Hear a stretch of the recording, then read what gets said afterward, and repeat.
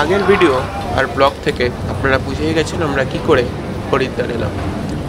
আজ আমাদের জার্নি শুরু হবে হরিদ্বার থেকে গৌরীকুণ্ডের পরে। হ্যাঁ, আমরা সোনপ্রয়াগ দাঁড়াবো না, আমরা ডাইরেক্টলি যাব গৌরীকুণ্ড। এর একটাই কারণ, যখন গৌরীকুণ্ড থেকে আপনি ডাইরেক্ট যাত্রা শুরু করতে পারেন, কিন্তু যদি আপনি সোনপ্রয়াগ যান তাহলে সোনপ্রয়াগ থেকে আবারও আপনাকে 50 রুপিস দিয়ে শেয়ার ক্যাবে করে দেন গিয়ে গৌরীকুণ্ড থেকে যাত্রা শুরু করতে হতে পারে। নর্মালি কি হয় যে যখনই আপনি সোনপ্রয়াগ থেকে ওই জিপ গাড়ির জন্য বা শেয়ার গাড়ির জন্য 50 টাকা দিয়ে যাত্রা শুরু করতে চান, ওখানে লাইন পড়তে পারে, আপনার যাত্রায় দেরি হতে পারে। তো ওই জন্য আমরা ডিসাইড করেছিলাম আমরা ডাইরেক্ট, একটু কস্টলি বেশি যদিও হোটেলগুলো গৌরীকুণ্ডে, যদি একটু বেশি কস্ট দিয়ে হলেও আমরা যাতে একদম আর্লি মর্নিংয়ে যাত্রা শুরু করতে পারি। আর আমাদের গৌরীকুণ্ডে মানে যেখানে অ্যাকচুয়ালি গরম জলের স্রোতটা রয়েছে সেখানে চান করার ইচ্ছে ছিল, বাট অত ঠান্ডায় গিয়ে আর আমাদের মনে হয়নি। সেটা তো আপনি পরে দেখতে পাবেন, পরের ব্লগে দেখতে পাবেন। আমরা চান করিনি, আমরা জাস্ট মাথায় জল দিয়েছিলাম। যাই হোক, ওটা পরের ব্লগে আপনাদের সঙ্গে শেয়ার করবো। আপাতত আমরা সকাল 7:30টায় বেরোনোর কথা ছিল, কিন্তু যে গাড়ির সঙ্গে আমরা কন্ট্যাক্ট করেছিলাম তাদের কোনো প্রবলেমের জন্য আমরা প্রায় 9টার দিকে বেরিয়েছিলাম। তো 9টার সময় আমরা যাত্রা শুরু করি গৌরীকুণ্ডের জন্য। আপনারা যাত্রাটা এনজয় করুন। তার আগে বলে রাখি, এই যে বাবাকে আপনারা দেখলেন, ইনি 12 জ্যোতির্লিঙ্গে যাত্রা করছেন এনার বাইকে। সো শুনে ভালো লাগলো, আমরা কথা বলেছিলাম। তো কিন্তু একটা জিনিস মনে রাখতে হবে, গ্রুপে যদি একটা ডিএসএলআর থাকে না, সেটা বয়েজ গ্রুপ হোক আর বয়েজ গার্লস মিলিয়ে গ্রুপ হোক, আপনার 2-3 ঘন্টা এক্সট্রা টাইম কেটে যাবে শুধুমাত্র এই ডিএসএলআর এর জন্য। যাই হোক, যেটা বলেছিলাম যে আমরা যে সাইট সিনগুলো করছি তার মধ্যে দুটো সাইট সিন আমরা করেছিলাম। একটা হচ্ছে দেবপ্রয়াগ আর একটা হচ্ছে ধারাদেবী মন্দির। গাড়ি রিলেটেড কিছু জরুরি বক্তব্য। আমরা যে গাড়িটা নিয়েছিলাম সেটা আমরা 5 দিনের জন্য টোটাল বুক করেছিলাম। ওনাদের যে প্যাকেজ আছে ওখানে মাল্টিপেল ধরনের প্যাকেজ রয়েছে, লাইক 2খানা ধাম, 4খানা ধাম, 3খানা ধাম, আবার কাস্টমাইজও করতে পারেন। তো নর্মালি 2খানা ধামের মধ্যে তুংনাথ পড়তো না, 2খানা ধামের মধ্যে আপনার কেদার আর বদ্রি পড়ে, কিন্তু আমরা সেটাকে কথা বলেছিলাম। তো বেসিক্যালি ওনারা পার ডে হিসেবে আপনাদের থেকে চার্জ নেবেন, পার ডে হিসেবে আর গাড়ির হিসেবে। যদি ছোটো গাড়ি নেন একটু কম চার্জ, বড় গাড়ি নিলে একটু বেশি চার্জ। তাও আমার যা মনে হয় 500-600 টাকার বেশি ডিফারেন্স হয় না, মানে ছোটো নিন বা বড় নিন। তো আমরা নিয়েছিলাম এট্রিগা। তো এট্রিগায় আমাদের পার ডে চার্জ পড়েছিল 3400 টাকা করে, মানে 5 দিনে আমাদের টোটাল পড়েছিল 17,000 টাকা করে। আচ্ছা, আমরা এখন এসে পৌঁছেছি দেবপ্রয়াগ। আপনারা সবাই জানেন প্রয়াগ মানে হচ্ছে দুটো নদীর মিলনস্থল। আপনারা ইউটিউবে বা অন্যান্য যে কোনো ছবিতে দেখবেন কালারগুলো অনেক ডিফারেন্ট আছে নদীর, বাট ইন রিয়ালিটি কালারগুলো কিন্তু এরকম। এটা আপনাদের সামনে একদম র ফুটেজ আমি তুলে ধরেছি। যে নদীটা ডান দিক থেকে বয়ে আসছে, মানে যার কালারটা একটু ডার্ক, সেটার নাম হচ্ছে অলকনন্দা। আর যেটা বাঁ দিক থেকে বয়ে আসছে যার কালারটা একটু লাইট, সেটার নাম হচ্ছে ভাগীরথী। তো ওনাদের কথা অনুযায়ী এবং ড্রাইভারের কথা অনুযায়ী এটা নাকি খুব অফ সিজন চলছিল ওদের ওখানে উত্তরাখণ্ডে পুজোর টাইমে। জানি না কতটা সত্যি কতটা মিথ্যে। ওনাদের মত অনুযায়ী এটা নাকি অফ সিজন, তাই জন্য আমাদের কম লেগেছে। আমরা যদি সিজন টাইমে আসতাম তাহলে নাকি আমাদের অনেক বেশি লাগতো। তো এই যে রেটটা, এই রেটটা নাকি তখন 4,200 থেকে 5-6 হাজার অবধিও চলে যায়, ডিপেন্ডিং অন দ্য ক্রাউড। মানে ক্রাউড যত বেশি হবে এদের চার্জ তত বাড়বে, কারণ এরা জানে কেউ না কেউ তো বুক করবেই, তো ওই জন্য এদের চার্জ বাড়ে। আর এটা নাকি আবার গভর্নমেন্ট ডিসাইড করে দেয় যে কত নিতে হবে কত নিতে হবে না, মানে গাড়ির প্রাইস, মানে ম্যাক্সিমাম লিমিট বা লোয়ার লিমিট কিছু একটা গভর্নমেন্ট ডিসাইড করে দেয়।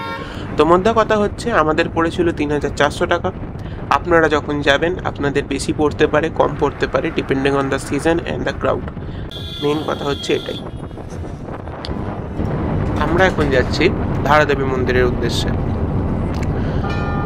তো বলা হয় এই মন্দিরের তাৎপর্য কিন্তু দেবভূমিতে মারাত্মক। ইনি হচ্ছেন 4 ধামের রক্ষাকর্তা দেবী ধারাদেবী। অনেকে মনে করে যে যখন শ্রীনগর হাইড্রো ওয়াটার পাম্প প্রজেক্টের জন্য এই মন্দিরটাকে গভর্নমেন্ট থেকে সরানোর কথা উঠেছিল এবং সরানোর প্রকল্প স্টার্ট হয়েছিল, তখন অনেকে বাধা দিয়েছিল যে এরকম করাটা ঠিক হবে না। কিন্তু প্রজেক্টের উদ্দেশ্যে এটাকে সরানো নাকি তখন ম্যান্ডেটরি ছিল, তাই জন্য এটাকে সরানো হয়েছিল ফোর্সফুলি।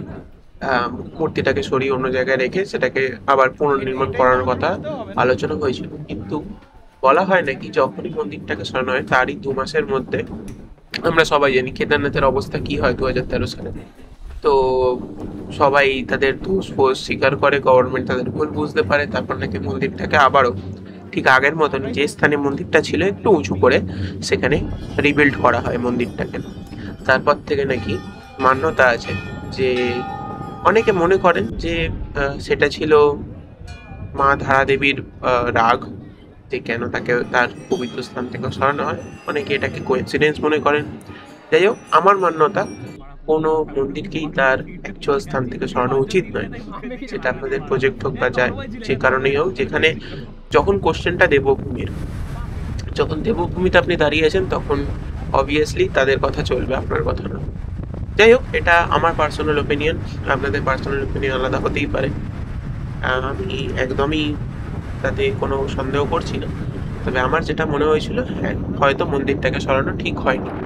যাই হোক, তার প্রভাব বা যাই হোক কোনো কারণে সেই সবই আমরা দেখতে পাই। এখন তো সব স্টেবল হয়ে গেছে। হ্যাঁ, একটু ওয়েদারটা এখন ওখানে খারাপ, মানে আমি 2025 পুজোর কথা বলছি, ওয়েদারটা একটু ওখানে খারাপ, কারণ কখনো বৃষ্টি হচ্ছে কখনো বৃষ্টি হচ্ছে না, রোদ্দুর, যে আপনার পরের ভিডিওতে দেখতে পাবেন যখন আমরা জার্নি করব।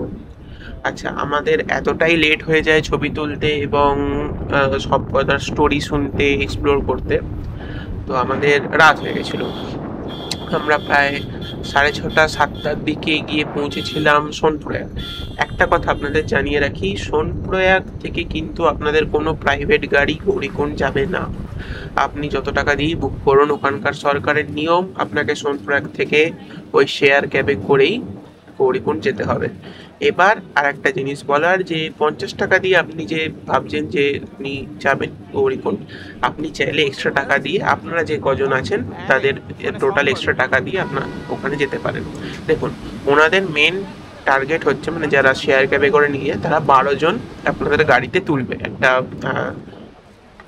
স্করপিও টাইপ গাড়ি থাকবে, ওখানে টোটাল 12 জন তুলবেন। তো 12 জনের টাকা আপনারা যদি যতজন আছেন সবাই মিলে যদি ভাগ করে দিয়ে দেন, ওনারা চলে যাবেন, ওনাদেরও এরকম কোনো ইয়ে নেই, ওনাদের সির্ফ 12 জনের টাকা লাগবে। 12 জনের টাকা দিলে আপনি ওখানে চলে যাবেন। এবার আমি রিসিভ করে নিন, বা মানে টোটাল 600 টাকা দিলেই আপনারা গৌরীকুণ্ড আপনাকে নিয়ে চলে যাবেন, সেটা যে কোনো সাইডেই হোক, আপনি যেতেও পারেন আসতেও পারেন, টোটাল 600 টাকা ওনাদের দিতে হবে। আমরা তাই করেছিলাম। আমাদের সঙ্গে আরও 2 জন ছিল, তো ওনারাও সঙ্গে চলে এলেন, তো আমরা বললাম যে আমরা দিয়ে দেবো, আপনি চলুন। তো মোটামুটি 8:30টার দিকে আমরা গৌরীকুণ্ড পৌঁছলাম, এবং গৌরীকুণ্ডে যাওয়ার পর আমরা হোটেলে রেস্ট নিলাম, এবং ওখানেই টুকটাক খেয়ে আমরা সেই দিনের জন্য রেস্ট নিলাম, কারণ পরের দিন আমাদের যেতে হবে কেদারনাথ যাত্রার জন্য। আপনাদের যদি লাঠি বা রেনকোট কিছু এরকম না কিনে থাকেন, তাহলে চেষ্টা করবেন আপনারা গৌরীকুণ্ড থেকেই সেই লাঠি বা রেনকোট কিনে নেওয়ার। 100 থেকে, মানে রেনকোটের দাম 100 টাকা আর লাঠির দাম 25 টাকা এরকম পড়ে। আমরা পরের ভিডিওতে যাচ্ছি আলটিমেটলি আমাদের কেদারনাথের ট্রেকের উদ্দেশ্যে। কখন স্টার্ট করলাম, কী কী নিতে হলো, এই সব কিছুর তথ্য সেই ভিডিওতেই থাকবে। যদি আপনাদের সেই ভিডিওটি দেখতে হয়, প্লিজ চ্যানেলটিকে সাবস্ক্রাইব করে দিন, বেল নোটিফিকেশান অন করে দেবেন। যদি ভালো লেগে থাকে লাইক শেয়ার করবেন। যদি আপনাদের কিছু জানার থাকে প্লিজ কমেন্ট করে সেটা জিজ্ঞেস করতে পারেন, আমি যথাসম্ভব চেষ্টা করব সবার উত্তর দেওয়ার জন্য। ধন্যবাদ, দেখা হচ্ছে আমাদের পরের ভিডিওতে এই সিরিজের।